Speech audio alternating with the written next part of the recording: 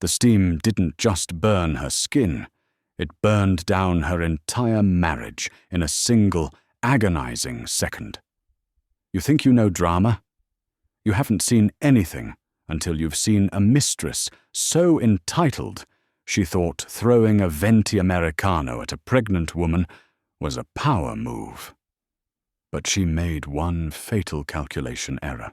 She didn't check who was sitting at the table next to them. She didn't know that the quiet woman in the tweed blazer wasn't just a bystander. She was the one woman in the city who could end her life with a single phone call. This is the story of how a cup of coffee cost a homewrecker everything. Elena Sterling stared at her reflection in the rearview mirror of her white Audi Q7. At 8 months pregnant, the glow everyone promised her felt more like a sheen of exhaustion. She adjusted the collar of her maternity dress, a soft, floral silk that Marcus had bought her for their anniversary last month. Marcus, the name used to taste like honey. Now it tasted like ash. She looked down at her phone, sitting in the cup holder. The message was still there, glowing ominously on the lock screen. It was from a number she didn't recognize, received at 6 a.m. while Marcus was at the gym. Meet me at the Gilded Bean on 4th Avenue, 10 a.m., unless you want the photos of your husband and me to go to your family group chat. Tiffany. Elena took a shaky breath. She was 32, a successful landscape architect with a portfolio of award-winning gardens in the Hamptons. She wasn't supposed to be this cliché, the weeping, pregnant wife driving to meet the other woman. But Marcus Sterling, the senior VP of acquisitions at Sterling & Co., was a man of secrets. She stepped out of the car, the humid July air hitting her immediately. The Gilded Bean was the kind of café where people went to be seen, not to drink coffee. It was all marble countertops, industrial brass fixtures, and patrons who wore sunglasses indoors. As Elena walked toward the entrance, she instinctively placed a protective hand over her belly. Her daughter, due in 6 weeks, kicked against her ribs, a gentle reminder that she wasn't alone. "I can do this," Elena whispered to herself. "Keep it classy. Get the truth. Leave." Inside, the smell of roasted Arabica and expensive perfume was overwhelming. The cafe was busy for a Tuesday morning. Elena scanned the room. She didn't know exactly what Tiffany looked like. Marcus was careful with his digital footprint, but she knew the type. And there she was, sitting in a corner booth, wearing a neon pink crop top that looked aggressively out of place among the cashmere and silk of the usual clientele, was a young woman scrolling through her phone. She looked no older than 24. Her hair was bleached a platinum blonde that bordered on white, and her acrylic nails tapped loudly against the glass screen. Elena approached the table. The younger woman didn't look up immediately, a calculated power move that made Elena's blood boil. "Tiffany?" Elena asked, her voice steady despite her racing heart. The woman looked up. Her eyes were heavily lined, and her expression was a mix of boredom and hostility. She smirked, scanning Elena's pregnant stomach with blatant disgust. "So you actually came," Tiffany said, not offering a seat. "I thought you'd be too busy knitting booties or whatever it is boring housewives do." Elena sat down opposite her, ignoring the barb. "You threatened to send photos to my family. I'm here. What do you want?" "I want you to stop pretending," Tiffany snapped, leaning forward. "Marcus tells me everything, you know. He tells me how tired he is of you. How you've let yourself go since you got pregnant. He says sleeping with you is a chore." The words were designed to maim, and they landed. Elena felt tears prick her eyes, but she willed them back. She wouldn't cry in front of this child. "If Marcus is so unhappy," Elena said quietly, "he knows where the door is." "Why am I meeting you, Tiffany? If you have him, why do you need me?" Tiffany's eyes narrowed. "Because he's too nice. He doesn't want to hurt you while you're in this condition. So I'm doing him a favor. I'm telling you to file for divorce today. Because if you don't, I'm going to make sure everyone knows that the perfect Marcus Sterling has been sleeping in my bed for the last 6 months. Elena looked at the girl. She saw the desperation behind the bravado. Tiffany wasn't winning. She was panicking. Marcus was probably stalling her, promising her the world, but never leaving his wife. It was a classic tale. He's not going to leave me for you, Tiffany, Elena said, her voice dropping to a harsh whisper. You're a distraction. I'm his life. I'm the mother of his child. I am his future, Tiffany shrieked, drawing the attention of a few nearby tables. You're just an anchor dragging him down.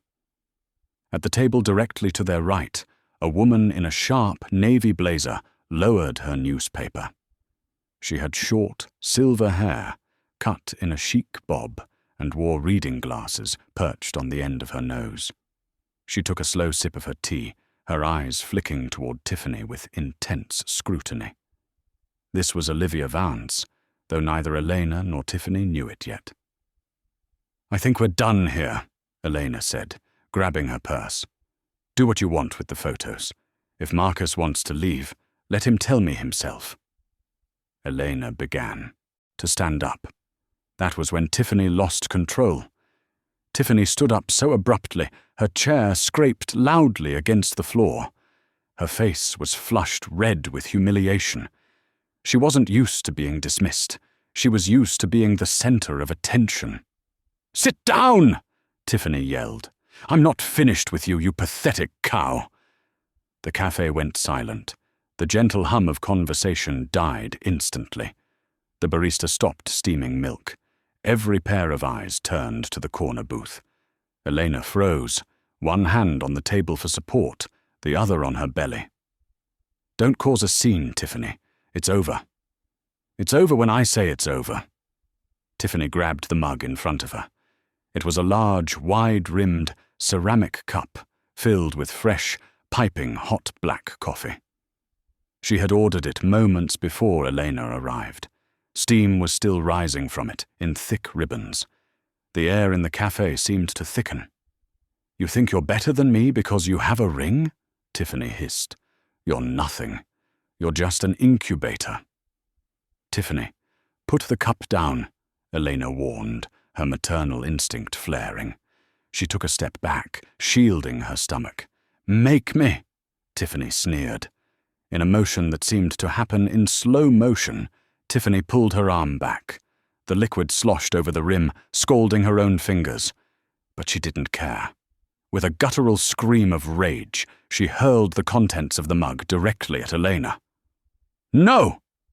Elena twisted her body away, turning her back to shield her unborn child. The hot liquid hit Elena across the left shoulder, splashing up her neck and onto her cheek. It soaked instantly into the silk of her dress, searing her skin. Elena screamed, a raw, terrified sound that echoed off the marble walls. She crumbled to her knees, clutching her shoulder, gasping for air as the shock of the burn set in. "Oh my God!" a patron shouted. Tiffany stood there, panting, the empty mug still clutched in her hand. For a second, she looked triumphant. Then, the reality of what she had done seemed to crash down on her. She looked around the silent cafe. People weren't looking at her with admiration or even curiosity anymore. They were looking at her with pure, unadulterated horror. She provoked me, Tiffany stammered, her voice shrill. You all saw it. She started it. Elena was sobbing on the floor, rocking back and forth. My baby! Is my baby okay? Stay still, honey. Help is coming, a waiter said, rushing over with a towel filled with ice. But before the waiter could reach her, the woman from the next table, the silver-haired lady in the navy blazer, was already there. She moved with a speed and authority that defied her age. She knelt beside Elena, her movements calm and precise. Look at me. The woman commanded gently. I need you to breathe. The shock is dangerous for the baby. Deep breaths, in and out. Elena looked into the woman's eyes. They were steel grey and fierce. It burns, Elena whimpered. I know. We're getting you an ambulance right now, the woman said. She looked up at the café manager who had frozen in panic. Call 911, now, and lock the front door. Nobody leaves. Tiffany, realizing the tide had turned violently against her, dropped the mug. It shattered on the floor. She grabbed her handbag. I'm leaving. You can't keep me here. She's fine. She's just being dramatic. Tiffany turned to the exit, her heels clicking rapidly on the floor. She reached for the brass handle of the door. If you walk out that door, the silver-haired woman's voice rang out, clear and cutting as a diamond cutter, I will ensure you are arrested for felony assault before you reach the end of the block. Tiffany froze. She turned around, a nervous laugh escaping her lips. Who do you think you are? The coffee police? The woman stood up from Elena's side, dusting off her knees. She adjusted her blazer. She didn't shout. She didn't scream. She simply projected an aura of absolute, terrifying power. No, the woman said, walking slowly toward Tiffany. My name is Olivia Vance. I am the chairwoman of the State Women's Council. But more importantly for you, I am the godmother of the district attorney, and I am currently sitting on the board of directors for the company that insures this building. Tiffany blinked, the color draining from her face. So, Olivia continued, stepping into Tiffany's personal space. I just watched you assault a pregnant woman with a deadly weapon. I have 3 witnesses at my table, and I have the chief of police on speed dial. He's actually expecting my call for lunch. Olivia pulled out her phone. Sit down, Olivia ordered. It wasn't a request. Tiffany's lip quivered. She looked at the door, then back at Olivia. She slumped into the nearest chair, defeated. The next 20 minutes were a blur of sirens and chaos. Paramedics arrived and swarmed Elena, cutting away the silk dress to treat the burns on her shoulder and neck. They were second-degree burns, painful, blistering, but not life-threatening to the baby, thank God. As they loaded Elena onto the stretcher, Olivia Vance stayed close. I'm going with her, Olivia told the paramedics. I need to make sure she's settled. Ma'am, are you family? The paramedic asked. I am now, Olivia said firmly. Before she climbed into the ambulance, Olivia walked back to where 2 police officers were handcuffing a sobbing Tiffany. My daddy will sue you, Tiffany was screaming at the officers. Do you know who my boyfriend is? He's Marcus Sterling. He'll buy this whole precinct and fire all of you. Olivia stopped dead in her tracks. Marcus Sterling. A cold smile spread across Olivia's face. It was the kind of smile a shark gives before it bites. She walked over to the officer in charge, Sergeant Miller, whom she knew from charity galas. Sergeant, Olivia said. Did she just say Marcus Sterling? Yes, Mrs. Vance, Miller sighed. She claims he's going to fix this. Interesting, Olivia said, pulling out her phone again. Because Marcus Sterling is supposed to be presenting at the Regional Business Ethics Summit tomorrow, a summit that my council organizes. She scrolled through her contacts until she found a number labeled Jonathan Pierce, CEO Sterling & Co. Don't let her make any calls yet, Olivia instructed the sergeant. I want to handle the notification of the husband personally. Olivia stepped out onto the sidewalk as the ambulance lights flashed red and white against the morning sun. She dialed the CEO's number. Olivia, Jonathan Pierce's voice boomed. To what do I owe the pleasure? We're all set for the gala next week. Jonathan, we have a problem, Olivia said, her voice smooth but deadly. I'm currently watching your VP of Acquisitions, Mistress, being arrested for throwing boiling coffee on his pregnant wife." There was a long silence on the other end of the line. "Excuse me," Jonathan whispered. "You heard me. It happened at the Gilded Bean. I saw the whole thing. The wife, Elena, is on her way to St. Jude's Hospital. The mistress, a delight named Tiffany, is in the back of a squad car screaming Marcus's name to anyone who will listen." "Good Lord," Jonathan breathed. "Olivia, I had no idea. Marcus is our golden boy. He's up for the partner track next month." "Not anymore, he isn't," Olivia said. "Jonathan, you know the council's stance on domestic integrity. We cannot have a man who creates this kind of chaotic, dangerous environment representing the business community. If this gets out, and it will because I'm going to tell people, Sterling and Co. will look like they condoned this." "What do you want me to do, Olivia?" "I want you to bring him to the hospital," Olivia said. "Don't tell him why. Just tell him there's an emergency with Elena. I want to see his face when he realizes his two worlds have collided." "I'll drive him myself," Jonathan said grimly. "We're in a meeting right now. I'm looking at him across the table." "Good," Olivia said. "Bring him to St. Jude's, emergency room. And Jonathan?" "Yes. Tell him to bring his checkbook. He's going to need a good lawyer, just not for the reason he thinks." Olivia hung up the phone. She watched the ambulance doors close on Elena. The game had changed. This wasn't just a domestic dispute anymore. It was a systematic dismantling of a man who thought he could play with people's lives. And Olivia Vance was the Grand Master. St. Jude's Hospital was a labyrinth of antiseptic white halls and fluorescent lights that hummed with a headache-inducing frequency. In the VIP waiting room of the emergency department, a space reserved for the city's donors and elite, Olivia Vance sat with a posture so rigid she looked like a statue carved from granite. She hadn't left. She had made calls. She had arranged for a private room. She had even called her personal physician to oversee the treatment of Eleanor's burns. Elena was sedated but stable. The doctors had confirmed the baby was distressed but recovering. The physical scars would heal, but the emotional ones, those were currently being forged in the fire of Olivia's simmering rage.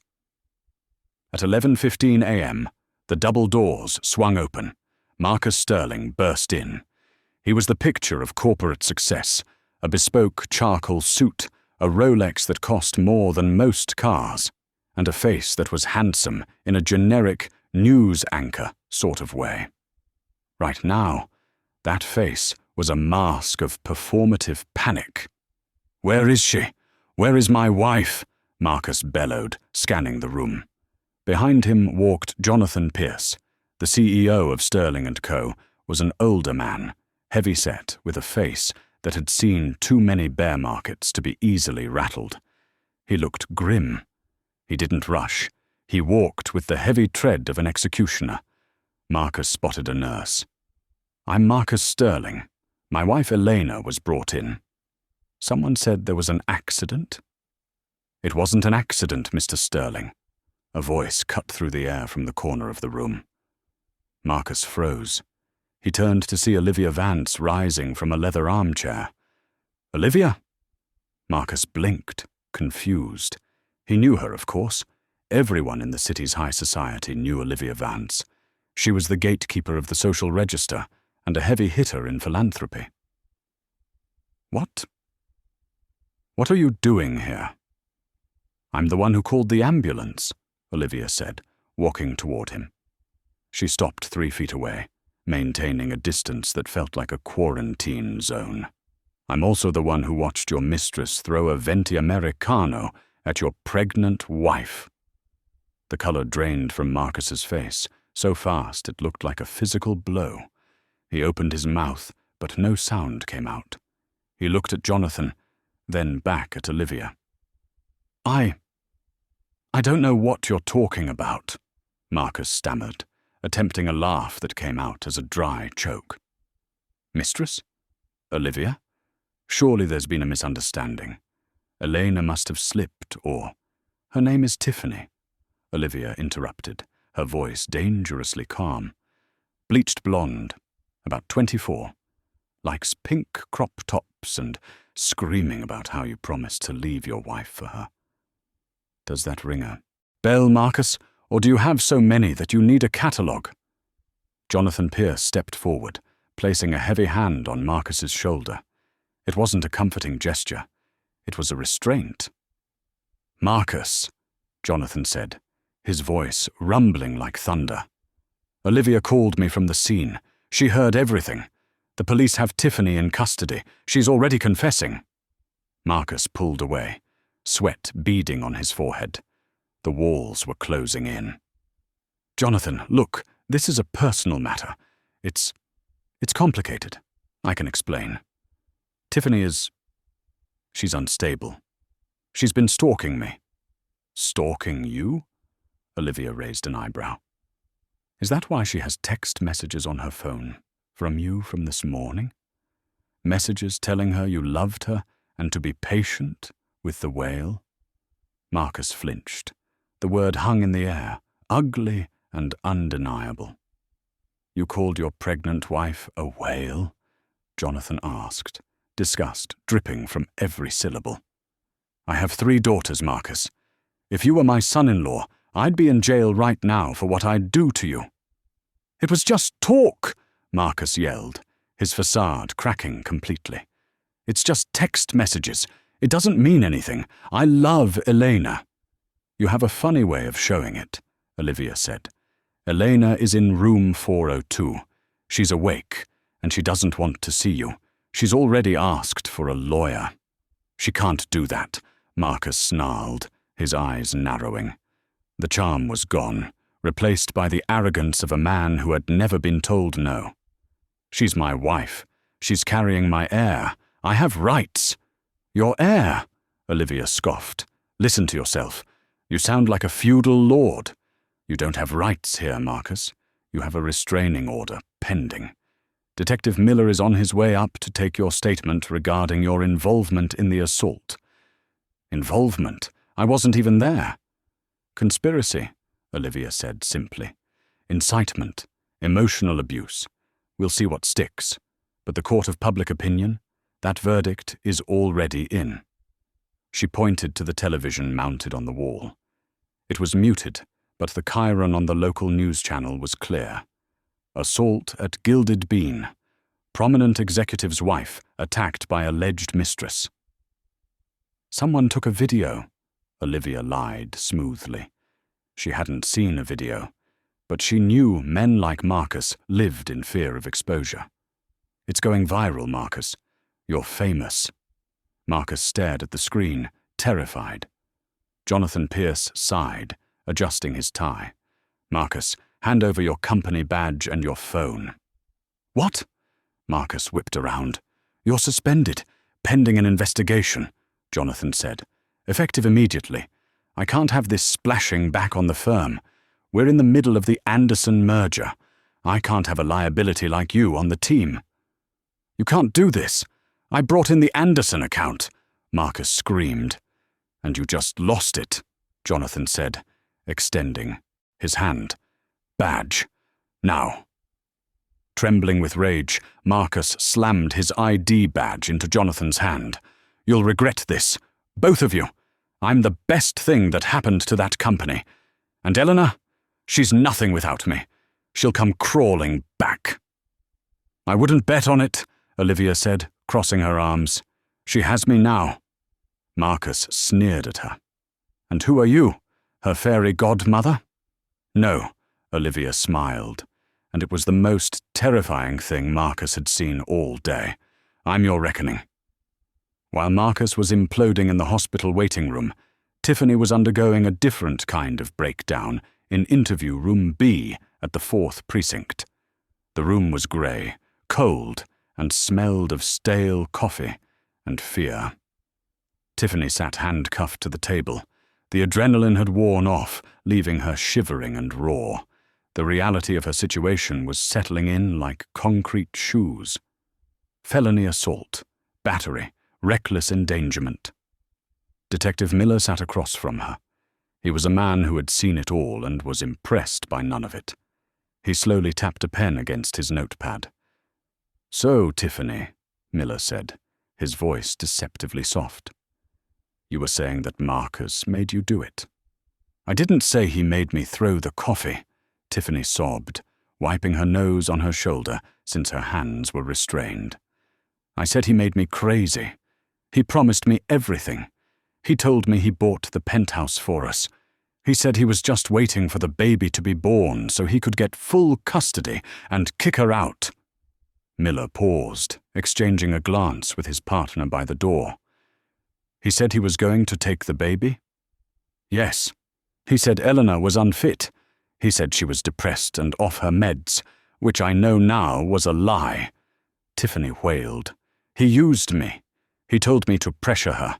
He said, if you can get her to crack, it'll make the divorce easier. He wanted me to confront her." "Did he tell you to physically attack her?" Miller asked. "No, not in those words," Tiffany admitted. "But he said I needed to shake her up. He gave me her schedule. He told me where she'd be this morning. He set it up." She looked up, eyes wide with desperation. "I want to call him. He'll clear this up. He loves me." Miller slid a phone across the table. It was the station landline. "Be my guest. But I should tell you, his lawyer just called. He claims he barely knows you. Says you're a disgruntled former intern he had coffee with once." Tiffany stopped reaching for the phone. Her mouth fell open. "What?" "He's throwing you under the bus, Tiffany," Miller said, leaning in. "He's painting you as a stalker. He's already giving a statement, distancing himself from your mental instability. You're looking at 5 to 10 years for this assault. He's looking at a promotion." Something inside Tiffany snapped. The delusion of love, the fantasy of the penthouse, the dream of being the trophy wife, it all evaporated, leaving behind a scorching, white-hot hatred. "He called me a stalker," she whispered. "Yup," Tiffany laughed. It was a jagged, broken sound. Okay, fine. If I'm going down, I'm taking that lying snake with me." She looked at Miller with clear, focused eyes. "I don't just have texts about the affair. I have his laptop." Miller's eyebrows shot up. "His work laptop?" "He left it at my apartment last night," Tiffany said, a vindictive smile curling her lips. "He was working on some creative accounting for the Anderson merger. He bragged about it. Said he was hiding millions in offshore shells so he wouldn't have to split it with Elena in the divorce. He showed me the files. He called it his Freedom Fund." Miller sat up straighter. This had just gone from a domestic assault case to major corporate fraud. "Tiffany," Miller said, clicking his pen, "if you can give us that laptop, and if what you say is true, I can talk to the DA about a plea deal. Reduced sentence, maybe even probation." "I don't care about the deal," Tiffany hissed. "I just want to see him burn." The elevator ride to the 45th floor of the Sterling and Cummed Tower usually felt like an ascent to Olympus. For Marcus Sterling, the polished, mirrored walls reflecting his bespoke Italian suit were a daily reminder of who he was. A god among men, a rainmaker, the heir apparent to the CEO's chair. Today, however, the silence in the elevator was deafening. Marcus adjusted his silk tie, checking his reflection. He looked tired. The last 72 hours had been a blur of expensive crisis management lawyers, unanswered calls to Elena, and a constant, gnawing headache. But he was Marcus Sterling. He had closed the Anderson merger when everyone said it was dead in the water. He had navigated SEC audits and hostile takeovers, a domestic dispute with a mentally unstable mistress, and a hormonal wife was messy, yes, but it was manageable. Spin, he told himself, straightening his cufflinks. It's all about the spin. Tiffany is a stalker. Elena is fragile. I am the victim of my own success. The elevator pinged, the doors slid open. Usually the bullpen was a hive of activity, phones ringing, analysts shouting across desks, the hum of commerce. But as Marcus stepped out, a hush fell over the room. It wasn't a natural quiet.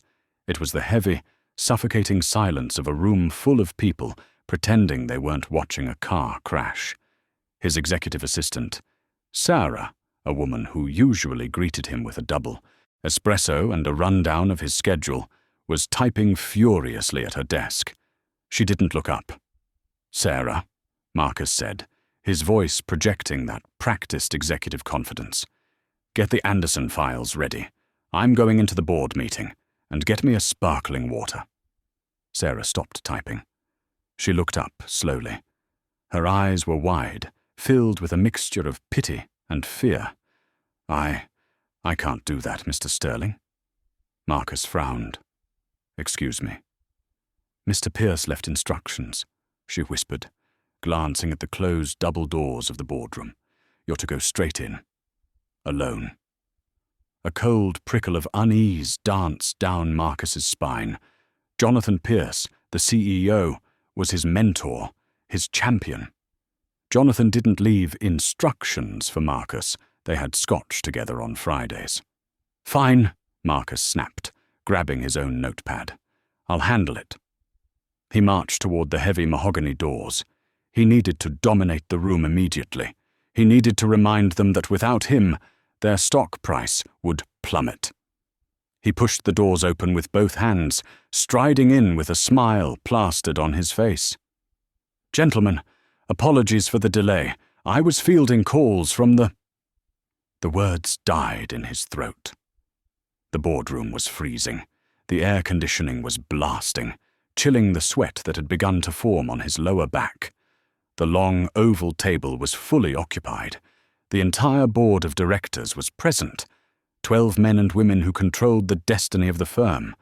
They weren't looking at their tablets. They weren't whispering. They were all looking at him. At the head of the table sat Jonathan Pierce. He looked 10 years older than he had 3 days ago. His face was grey, his lips pressed into a thin, bloodless line. But it was the person sitting to Jonathan's right that made Marcus's heart stop. It was Olivia Vance. She wasn't wearing the casual blazer she'd had on at the hospital. She was dressed for war in a sharp, structural black suit that cost more than Marcus's car. Her silver hair was perfectly coiffed, and her steel-grey eyes tracked him like a predator watching a wounded gazelle. "What is she doing here?" Marcus demanded, his voice cracking slightly. He cleared his throat, trying to regain his baritone. "Jonathan, this is a closed session regarding the Q3 financials. Ms. Vance has no standing here." "Sit down, Marcus," Jonathan said. His voice was low, devoid of the warmth Marcus was used to. It was the voice Jonathan used when he was firing interns. "I will not sit down until I understand why the woman who is actively slandering my name in the press is sitting at this table," Marcus retorted, trying to rally. He looked around the room, seeking an ally. "Bob? Susan? Are we really going to let an outsider dictate our meeting?" Bob, the CFO, looked down at his notepad. Susan, the VP of HR, refused to meet his gaze. "Olivia is here as the representative of the Minority Shareholder Alliance," Jonathan said, gesturing to the empty leather chair at the foot of the table, the seat furthest from power. "And she is here because she possesses evidence that pertains to the immediate solvency of this company." Marcus felt the floor tilt. Solvency? He walked stiffly to the chair and sat. He placed his hands on the table to stop them from shaking. "This is ridiculous. If this is about the incident at the coffee shop, I have already issued a statement. I am a victim of harassment. That woman, Tiffany, is a deranged former employee "Who?" "Stop!" Jonathan said. He didn't shout, but the command slapped Marcus across the face. Jonathan slid a thick manila folder across the polished wood.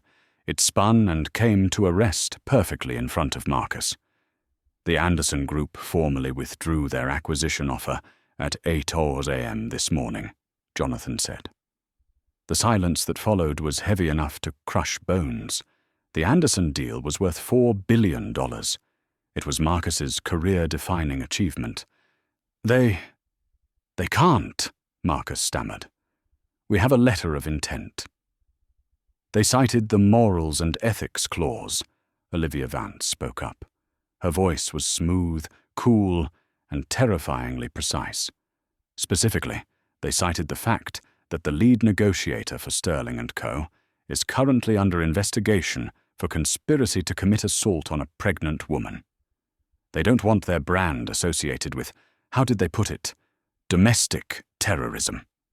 "It's not terrorism," Marcus shouted, slamming his hand on the table. "It was a cup of coffee, and I didn't throw it." "No," Olivia said, opening a file of her own.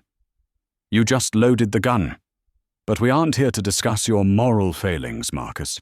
We're here to discuss your math." Marcus blinked. "My math?" 3 days ago," Olivia continued, "while you were busy screaming at hospital staff and trying to bully your wife into silence, the NYPD executed a search warrant on Tiffany's apartment." Marcus felt the blood drain from his face, leaving him cold and clammy. The Surface Pro. He had left it there the night before the attack. He had been working late, drinking wine with Tiffany, bragging about how clever he was. He had left it on her kitchen island. "It seems you left your work laptop behind," Olivia said, a small, cruel smile playing on her lips. "And Tiffany, feeling somewhat betrayed by your statement to the press calling her a stalker, was very eager to help the police unlock it." "That's privileged data," Marcus whispered. "You can't use that." "The police can," Jonathan interjected. "And when they found the folder labeled Project Exit, they called me." Jonathan stood up. He walked over to the window, looking out at the city skyline he had helped build. "I trusted you, Marcus. I treated you like a son. And all the while you were skimming." "I wasn't skimming," Marcus lied, his brain scrambling for a defense. "It was creative allocation, for tax purposes, to protect the firm." "To protect yourself!" Jonathan roared, spinning around. The sudden burst of rage made everyone jump. "We found the shell companies in the Caymans, Marcus. Orion Holdings, Vance Logistics. You were siphoning off 3% of the construction budget from the Anderson project. That's $12 million. "I was going to put it back," Marcus pleaded. "It was a temporary hold. I needed liquidity for the divorce settlement because Elena was going to take half." "So you stole from the company to hide assets from your pregnant wife?" Susan, the HR VP, spoke for the first time. Her look of disgust was absolute. "That is despicable." "It's complicated," Marcus yelled. "You don't understand the pressure I'm under." "We understand perfectly," Olivia said. "You thought you were smarter than everyone else. You thought Elena was just a docile housewife who wouldn't notice the money missing. You thought Tiffany was just a fun distraction who wouldn't keep receipts. And you thought this board was too stupid to catch you." Olivia leaned forward, her eyes locking onto his. "You were wrong on all counts." Jonathan walked back to the table and pressed the intercom button. "Send them in." The double doors opened again. This time, it wasn't a secretary. 2 uniformed officers and a man in a cheap suit walked in. Marcus recognized the man in the suit. It was Detective Miller. He held a pair of metal handcuffs that glinted under the fluorescent lights. Marcus stood up, his chair scraping loudly against the floor. No, you can't do this here. Not in front of the board." "Marcus Sterling," Detective Miller announced, his voice booming through the silent room. "You are under arrest." "For what?" Marcus cried, backing away until he hit the wall. "I haven't been convicted of anything." "We have a warrant for grand larceny, securities fraud, and wire fraud." Miller listed them off as he advanced. "And, based on new text messages recovered from Ms. Tiffany's cloud storage, where you explicitly instructed her to make Elena miscarry so we can be free, the district attorney is adding a charge of conspiracy to commit attempted murder." The room gasped. Even Jonathan looked shocked by that last one. "I didn't mean it literally," Marcus shrieked as Miller grabbed his wrist. "It was a figure of speech. I just wanted her gone." "Tell it to the judge," Miller said, snapping the cuffs on. The sound was a sharp, metallic click that signaled the end of Marcus's life as he knew it. Miller spun Marcus around and marched him toward the door. "Jonathan!" Marcus begged, looking back over his shoulder. "Jonathan, please, call the legal team. I can fix this. I can pay it back." Jonathan Pierce didn't look at him. He was staring at the table, looking heartbroken and old. "You're fired, Marcus, for cause. The legal team is representing the company against you." As they reached the door, Olivia Vance stood up. "Wait," she said. The detective paused. Marcus looked at her, hope flaring in his eyes for a split second. "Olivia, you can stop this. You know people." Olivia walked over to him. She stood inches from his face. She smelled of expensive perfume and victory. "I do know people," she whispered, loud enough for the room to hear. "I know the judges. I know the DA. And I know your wife." She reached into her pocket and pulled out Marcus's company ID badge, which had been sitting on the table. She dropped it into the trash can next to the door. "Elena is going to file for divorce tomorrow," Olivia said. "She's going to get full custody. She's going to get the house. And thanks to the whistleblower policy regarding the fraud you committed, she's going to get a significant percentage of the assets we recover." Marcus stared at her, his lips trembling. You planned this. You orchestrated all of this." "I didn't throw the coffee, Marcus," Olivia said, her voice icy. "I just made sure you got burned by the spill." She nodded to the detective. "Get him out of my sight." Miller shoved Marcus forward. They walked out into the bullpen. The entire floor had stopped working. 200 employees, analysts, secretaries, junior VPs, stood in silence, watching their former golden boy being dragged away in handcuffs. Someone in the back, perhaps a junior analyst Marcus had once screamed at, started a slow clap. Then another joined in. Then another. As the elevator doors closed on Marcus's terrified face, the last thing he heard wasn't the sound of his own success. It was the sound of his employees cheering. 6 months later, the wind that swept through the Sterling estate, now solely the Vance Sterling residence, carried the crisp, wood smoke scent of late October. Elena sat on a weathered stone bench in the center of the garden she had designed herself. 6 months ago, this place had been a symbol of her confinement, a manicured cage where she waited for a husband who never came home. Now, it was a sanctuary. The Japanese maples were turning a violent, brilliant red, shedding their leaves in a slow, deliberate dance. It was a season of letting go. In her arms, wrapped in a hand-knitted blanket of soft yellow wool, slept 6-week-old Maya. Elena looked down at her daughter. Maya was perfect. She had a tuft of dark hair that defied gravity and a rosebud mouth that blew bubbles in her sleep. She was the only good thing to come out of the wreckage of the last year.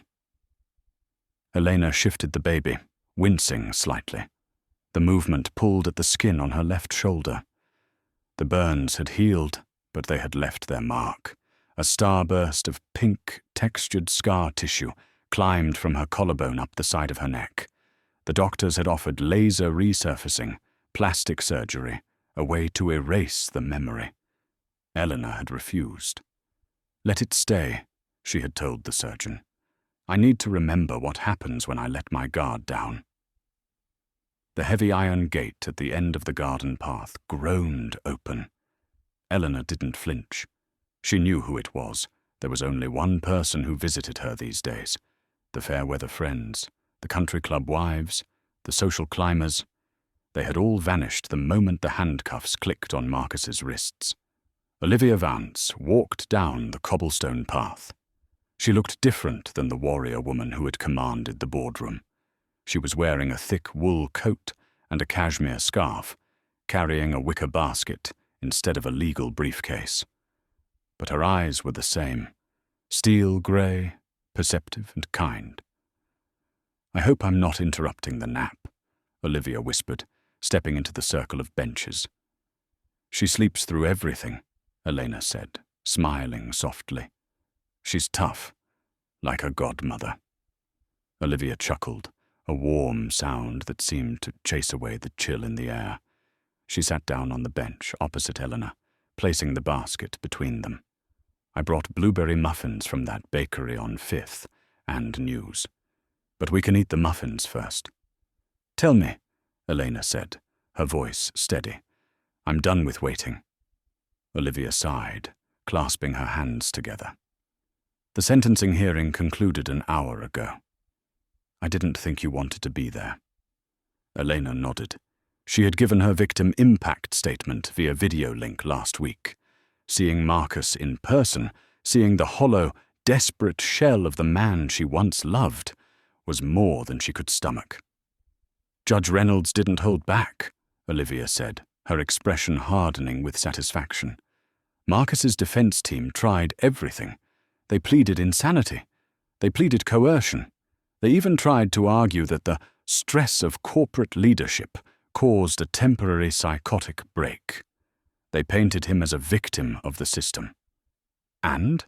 Elena asked, clutching Maya a little tighter. "And the judge told him that narcissism isn't a mental illness, it's a character flaw," Olivia recounted. "For the embezzlement, the securities fraud, and the conspiracy to commit assault, Marcus was sentenced to 15 years in federal prison. No parole for at least 12. Elena let out a breath she felt like she had been holding since that day in the coffee shop. The invisible weight that had been pressing on her chest, the fear that he might somehow charm his way out of it, that he might come back, finally evaporated. 15 years, Elena whispered. Maya will be in high school when he gets out. He'll be 50 years old, broke, and a felon, Olivia added. His life as he knew it is over. The sterling name is mud. He cried, Elena. When the gavel came down, he wept like a child and called out for his mother. It was pathetic. And Tiffany? Elena asked. She felt no hatred for the girl anymore, only a distant pity. Tiffany had been a weapon Marcus used, a loaded gun he pointed at his wife. But a gun is dangerous even if the shooter is the one to blame. Ohio, Olivia said simply. 3 years probation. Mandatory psychiatric treatment. She took a plea deal to testify against Marcus regarding the text messages. She wrote you a letter, actually. It's with your lawyer. I didn't read it, but I imagine it's a lot of I'm sorries written in glitter pen. I don't need to read it, Elena said, looking at the falling leaves. She's punishment enough to herself. Olivia reached into her bag. There is one more piece of business. The fun part. She pulled out a thick, cream-colored envelope and a leather-bound folder. As you know, the government seized Marcus's assets to pay back the investors, Olivia began. The penthouse, the cars, the boat, all gone. But Olivia paused for dramatic effect, a twinkle in her eye. Sterling & Kokach carries a very specific type of insurance policy for its C-suite executives. It's called Directors' and Officers' Liability Insurance. Usually it protects them from lawsuits. However, there is a clause, subsection 4, paragraph B, that states if an executive's criminal misconduct causes direct harm to a spouse or dependent, the policy pays out a restorative settlement. Olivia handed the envelope to Elena. The board approved the maximum payout this morning. They wanted to avoid a civil lawsuit from you. They are terrified of you, Elena. You're the woman who took down their golden boy. Elena opened the envelope. She pulled out the check. Her eyes widened. The number was followed by 6 zeros. It was more money than Marcus had ever given her. It was enough to secure Maya's future, pay for college, and buy this house outright 3 times over. "This is," Elena stammered. "It's the arsehole tax," Olivia said with a grin. "Tax-free." Elena laughed. It was a genuine, full-throated laugh that startled a nearby squirrel. It felt good to laugh. "And this," Olivia said, handing over the leather folder, "is from the city council." Eleanor opened the folder. It was a contract, the Metropolitan Botanical Garden Revitalization Project. Lead architect, Eleanor Sterling. "They saw your portfolio," Olivia explained. "They didn't hire you because you're a victim, Eleanor. They hired you because your designs are brilliant. They want you to turn the old industrial district into a park. They want you to build something beautiful out of something broken." Elena ran her fingers over the contract. This was her dream. Before Marcus, before the marriage, before she became just a wife, she had been an artist. Marcus had stifled that, calling it a hobby. Now, the world was inviting her back. "I don't know what to say," Elena said, tears pricking her eyes. She looked up at the older woman. "Why? Why did you do all of this for me? You didn't know me. You could have just called 911 and walked away. You could have just been a witness." The wind picked up, rustling Olivia's silver hair. Olivia looked away, toward the horizon. For a moment, her formidable armor cracked, revealing a glimpse of an old, deep wound. 30 years ago, Olivia said, her voice dropping to a hush. "I was 22. I was sitting in a diner in New Jersey. My husband, he was a lot like Marcus, charming, rich, and cruel." Elena listened, entranced. "We were arguing about my tuition. He didn't want me to finish law school. He stood up in the middle of that diner, and he backhanded me across the face. I fell out of the booth. My lip was split open." Olivia turned back to Eleanor, her eyes fierce and wet. It was lunchtime. The diner was full. Truckers, businessmen, families. And you know what happened? Nothing. The waitress stepped over me to refill a coffee cup. The man in the next booth turned his newspaper page. No one said a word. They just looked away. They didn't want to get involved. A tear tracked down Olivia's cheek, but she wiped it away angrily. I lay there on that linoleum floor, bleeding, and I made a vow to God. I swore that if I ever got out of that marriage, and if I ever got some power in this world, I would never be the person who looks away. I swore that if I saw a bully cornering a woman, I would burn their world to the ground. She reached out and covered Elena's hand with her own. Her grip was strong, warm, and reassuring. "When I saw that girl raise that coffee cup," Olivia whispered, "I didn't see you. I saw myself 30 years ago, and I knew it was time to cash in that vow." Eleanor turned her hand over and squeezed Olivia's fingers. The connection between them was electric, a bond forged in trauma and sealed in victory. "You saved my life," Elena said. "No," Olivia shook her head, standing up and smoothing her coat. "I just handed you the sledgehammer. You're the one who swung it. You survived the burn, Elena. You kept the baby safe. You faced him down. I just made some phone calls." Olivia looked down at Maya, who was beginning to stir, stretching her tiny arms. "She's going to grow up in a different world because of you," Olivia said.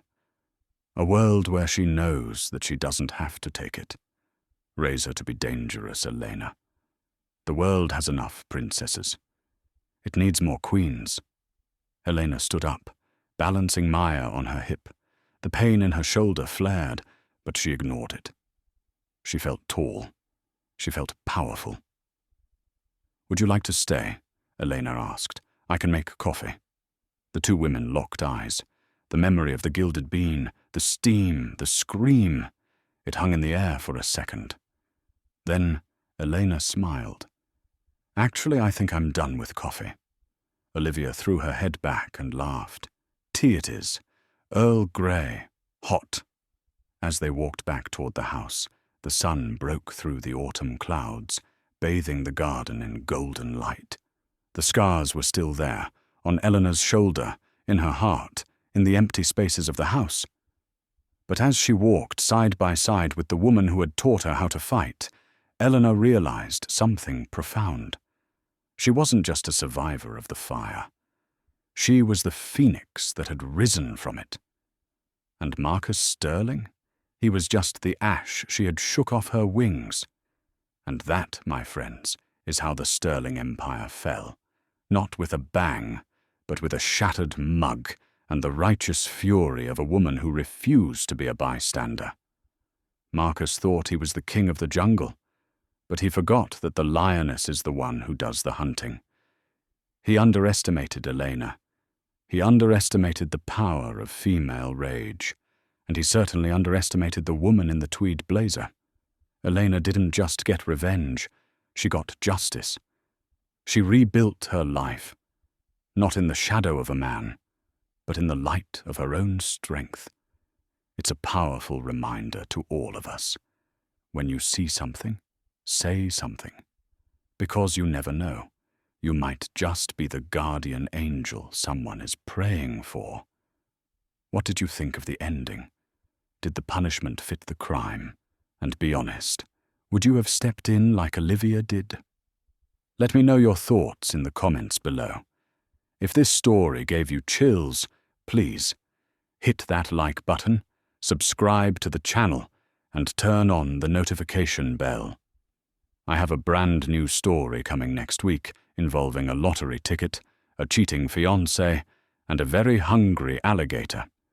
You do not want to miss it. Until then, stay safe, stay strong, and watch out for scalding coffee.